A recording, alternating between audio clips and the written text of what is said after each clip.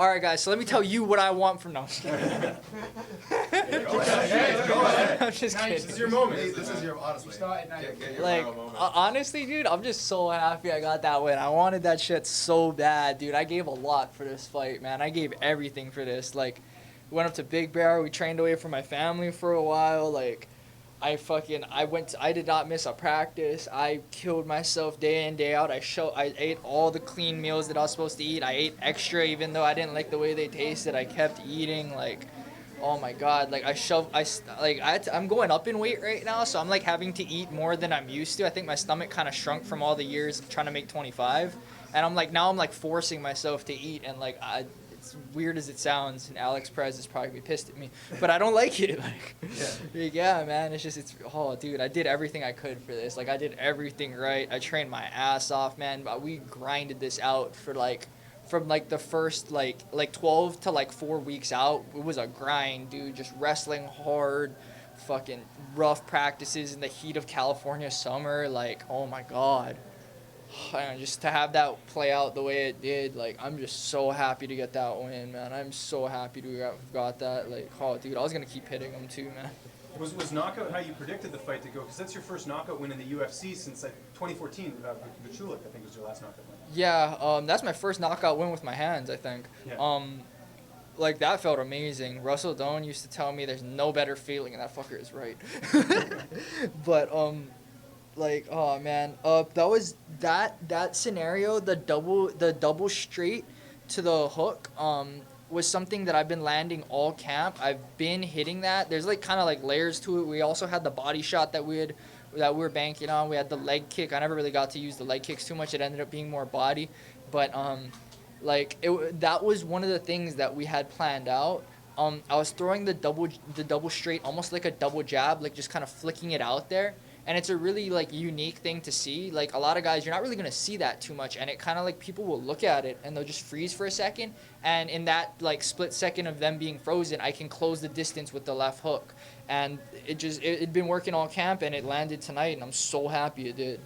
It sounds like this has been, like, a hard camp. You've fought a lot in the last year and a half, 6 times. That's a lot. Is this the sort of pace that you want to keep up? Does it benefit you at all? Oh yeah, definitely. Like, I mean, I think I'm technically just entering my athletic prime. It's traditionally from 27 to 32. And so I want to make the most of it. You know what I mean? You only get one, right? So I might as well try to make the most of it and take it as far as I can, you know?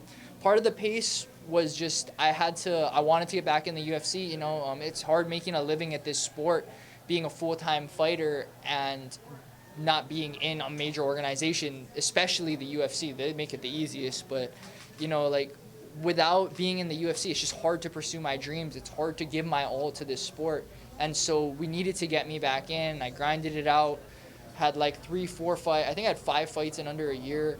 And so this is just my 6th one in like a year and a half. And, you know, like, I have no complaints. I'm happy about keeping that pace as long as I'm able to. You know what I mean? I like it. I'm in shape and I'm having fun.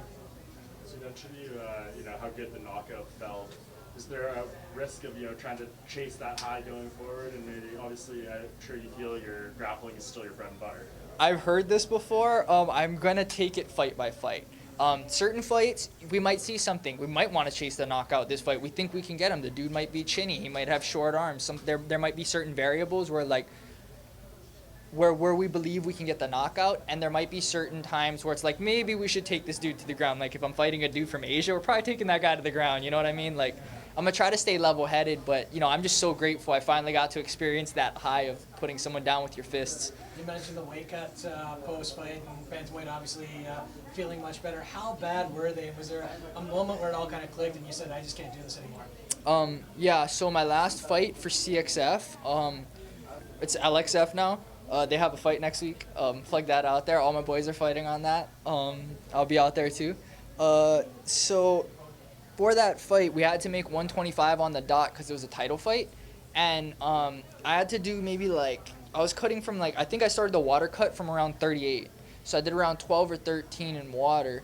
And I got down to the last, I think it was the last 1.2 pounds.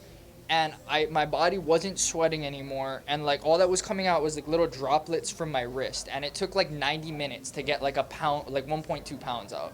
Like, it was horrible. And after that, coach was like, I'm proud of you, but, like, you know, maybe not again, you know? And it was just, it's my understanding, or the way it looks to me, is like there's shorter guys who weigh more than me at 125. Like Alex Perez or like Joe Benavidez, or like there's like a lot of guys that weigh more than me but are shorter than me. But I feel like these dudes are cutting into to fat and muscle, whereas taller dudes like me, taller, lankier guys, I feel like we're cutting into like our bone and organ to do those drastic cuts. And there's only so much you can take, and I don't know if I can do it anymore. It's obviously healthier, but was it a hard decision to make to not keep going down to flyweight, just because there's only about 16 fighters in the UFC flyweight division? It seems like there's so much opportunity there. There is, you know, it's something I wrestle with, but it's just, like, I've tried to just focus on, I'm back in at bantamweight. I want to make the most of my run at bantamweight. Like, dude, when I cut down to 25, I'm almost like, why am I even doing strength and conditioning? I don't even have muscle down here. Like, how much am I going to be able to gain back in just drinking water in 24 hours, you know? Like, I feel like there's almost no point in the strength and conditioning at that weight, you know? And, like, I want to try to be the best athlete and the best martial artist I can be. I feel like right now it's better suited at 35. Lewis, you're 2-1 now in your second round with the UFC. Did you get the sense that if you had gone 1-2, that they might have, touched you again? Oh, yeah. Yeah, I feel like I'm fighting for my job every time. You know, I got complacent with it. That might have been, like, part of to do with the drinking, like, that first time around. I had such a stellar run that first time. I think I might have got a little complacent. I was like, man, this job will always be here for me and blah, blah, blah. And, like, I kind of disrespected it, you know, and it's my own fault. I shouldn't have been doing that, but, you know, alcohol gets the better of everyone, you know. It happens. And, like, now I'm trying to make the best run that I can and not worry. Like, I feel like I'm fighting for my job every time, but if I focus on having the best run possible, I think it'll be okay. What's the best advice that you've been given, sort of about given the highs and lows that your career's gone through, like, and also personal things with the drinking and all that? What's the best advice you've been given? What can you kind of pass along to other guys in your situation? If you're having problems with the drinking, just stop. Like, honestly, one of the things that helped me was relocating. Like, going back home where I was like in the same routine. I would go to the practice, I would come home, I would go to the liquor store across the street, I would get whatever was on sale, I'd go back home. And, like, it was like a weird routine. And when I went back home for a little bit, I'd see that liquor store, and it would kind of, like, trigger something in me that, like, I wanted to go back in there. And I wanted to go, like, and drink. And it was, like, it was part of the routine, you know, and it kind of, like, triggered a memory in me or something. And I would say to, like, try to get away from things like that. Try to get out, like, break out of your normal routine, you know. That's what's kind of holding you there. That would be, honestly, one of the biggest things that I would say. Do you have a lot of people reaching out to you, about their own addictions? Yeah, there are people, like, telling me that they're proud of me because, you know, they've been able to, like, overcome things, or like I'm like a motivator for them, or like I'm inspiring them. And I'm happy that I could do something good for somebody else, you know what I mean? Like, all the work that, like, all my coaches have put into me to this point, all the work that everybody's put in, the UFC's put in, all you guys have put in, like, I'm just happy I'm able to give something back to somebody, you know? How much of this win is for Jason House? I know he's done a lot for you. You lived with him when you first moved out and everything. I know you guys have really worked hard together. Yo, dude, I thought that guy was going to cry after, man. I was so happy I was able to get in this win. He fought so hard for me to get back in. And I know he put a lot of his own, like, personal, like, credibility, I guess, on the line to get me back in and to, like, vouch for me. And just to be able to repay him like that, like, it meant a lot to me, man. It meant a lot. What'd you think of fighting in Vancouver? Oh, I love it, dude. Vancouver's awesome, bro. I'm going to Tojo's after this. Sushi.